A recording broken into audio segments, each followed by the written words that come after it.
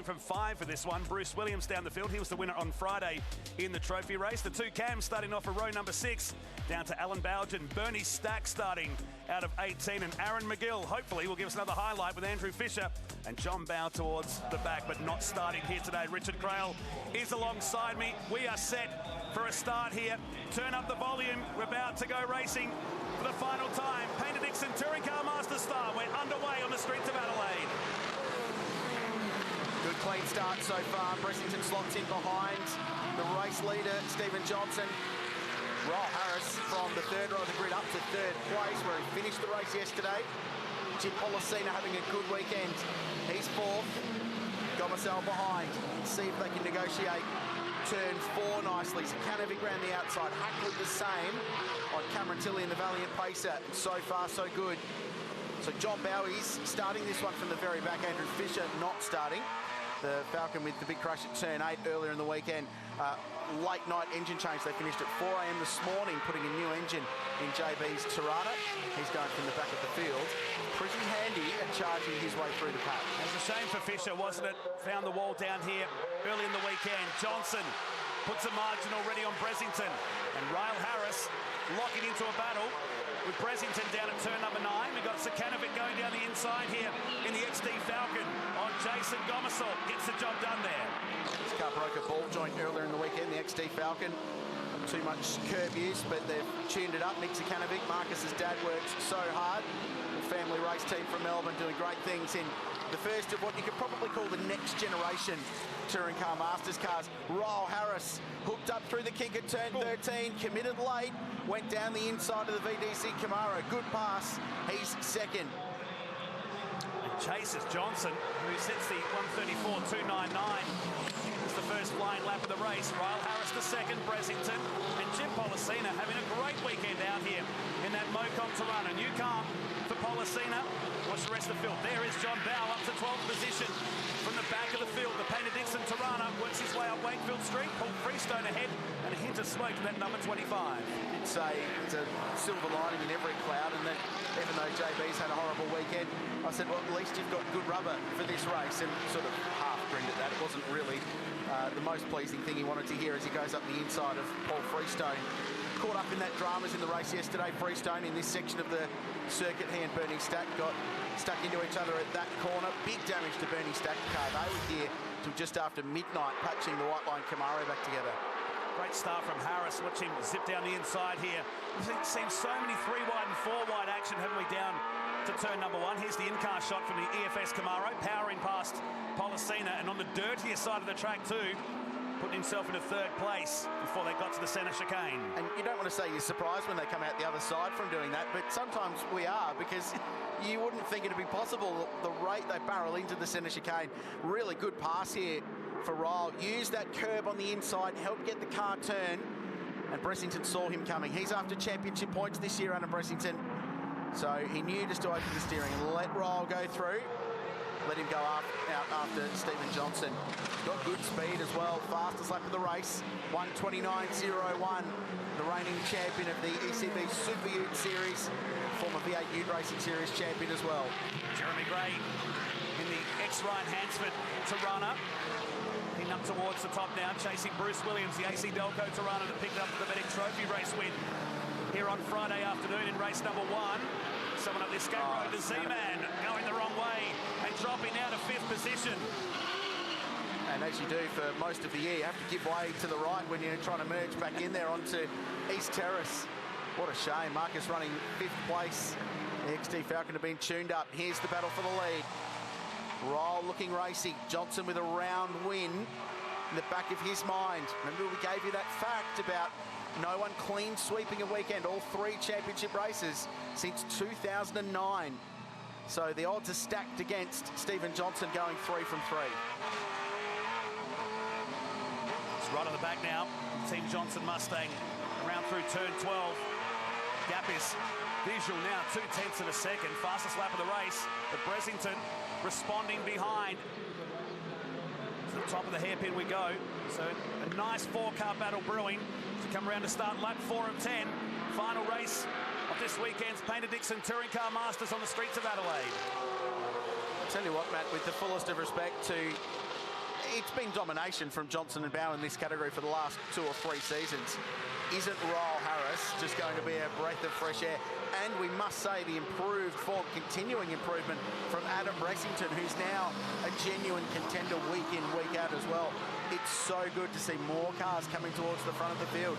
I'm sure that by the end of the season, Marcus Sikanovic will be a regular contender.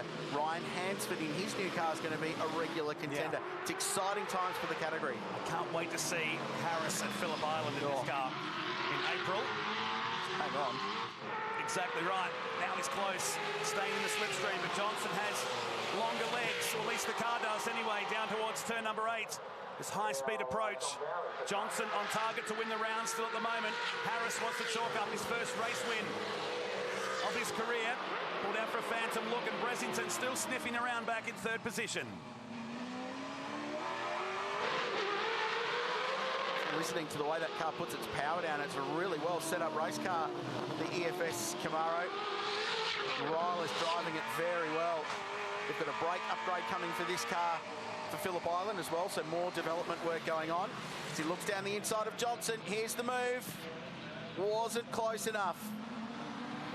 Johnson getting up on the curb there on the run to 14, that opened up the potential opportunity for the 58 of Harris.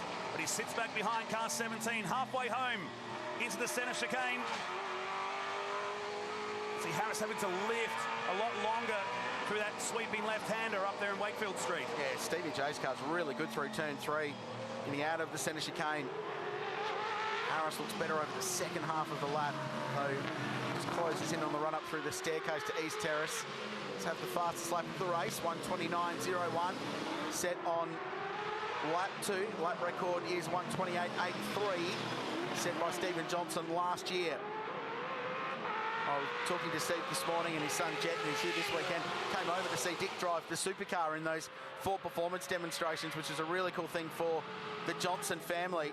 And he said, "Oh, Dad, you're looking really good." And Steve went, "Well, just remember, race 3 last year, the wheel studs broke, and we ended up parked and DNF'd. It's true. So it's not over till it's over." And a long way to go in this race. Down to turn 9. Hairpin. This is further down the field. Bernie Stack and Alan Bowden battle of the 2 yellow cars, and Bowden forced wide in the longest car you'll see in the category, the Mercury Comet. They're back down the field in 18th and 19th position.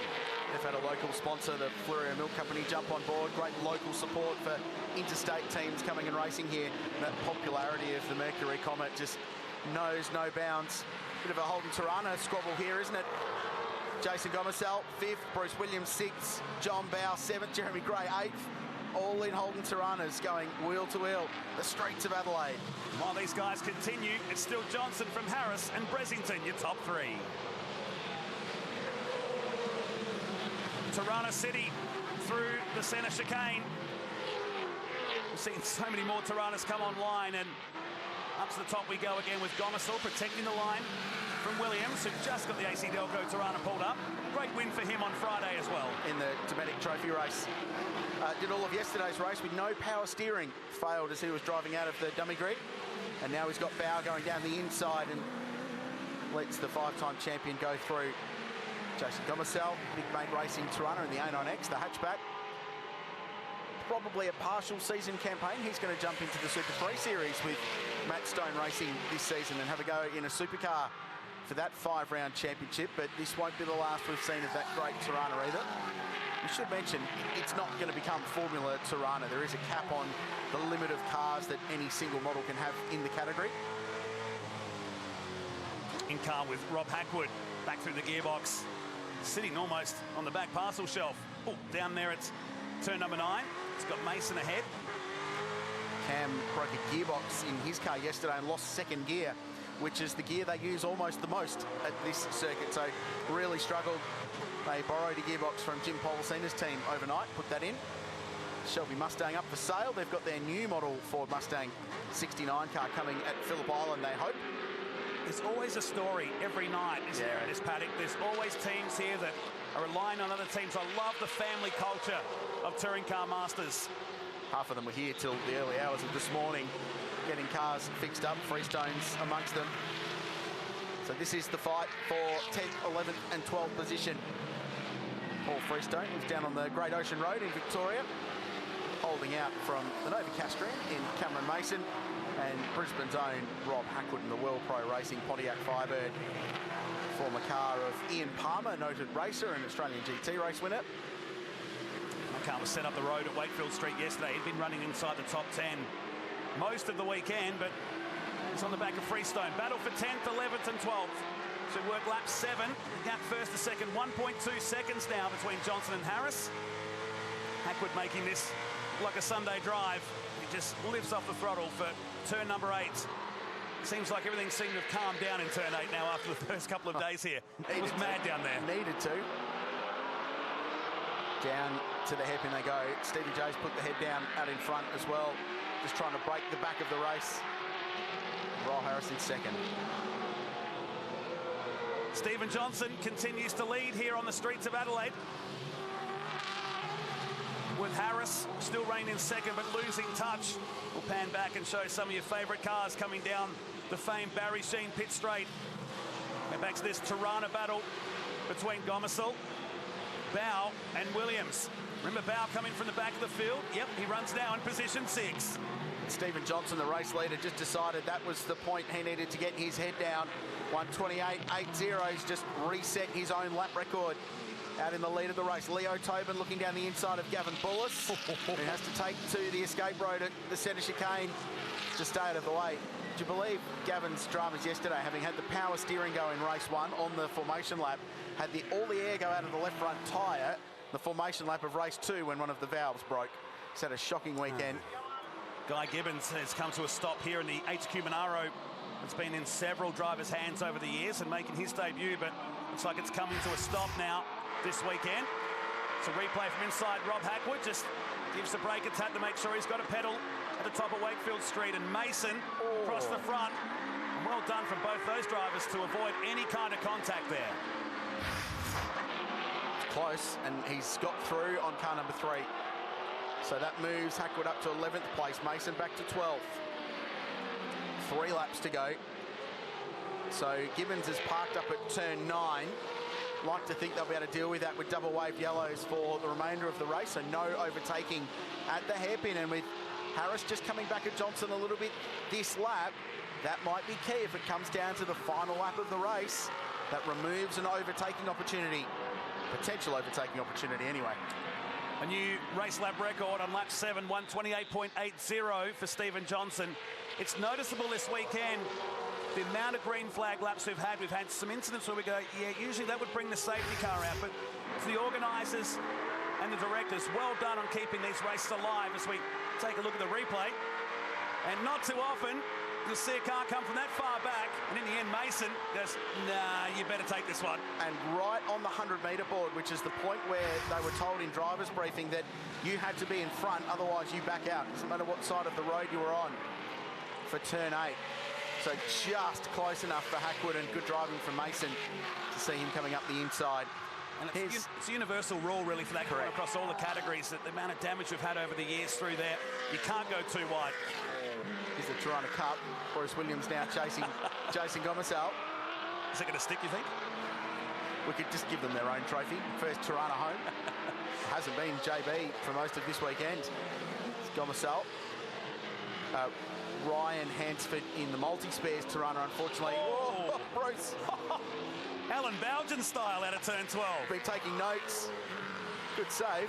It's cost him about 5 car lengths on the back of Gomersall, but it was fun to watch. It's going to say Ryan Hansford, unfortunately, not making the start of this race there. Overheating issues they've battled all weekend have continued. Check this out. Here it is. So he got the curb on the inside, and the car was bouncing. He's got on the throttle and laid down some Who's Your Rubber for about 100 metres out of turn 13. Meantime, here comes the leading pair. Ryle Harris, who was glued to the back of the Mustang at the start of the race, fell away to nearly 3 seconds. The gap is less than a second. And now the number 8 coming to a stop of Gary O'Brien. The leader sweeping past on this, the final lap of the Painted Dixon Touring Car Masters. Johnson looking good here. Harris has got a boogie on though, because his first sector, the fastest of the motor race. So he is on lap record pace in second position. But Johnson's got just enough of a margin looking to get his third ever clean sweep of a TCM round. The first since Tasmania last year. The first in Adelaide since 2009. What a good start to his championship defence, because he's going for 3 in a row.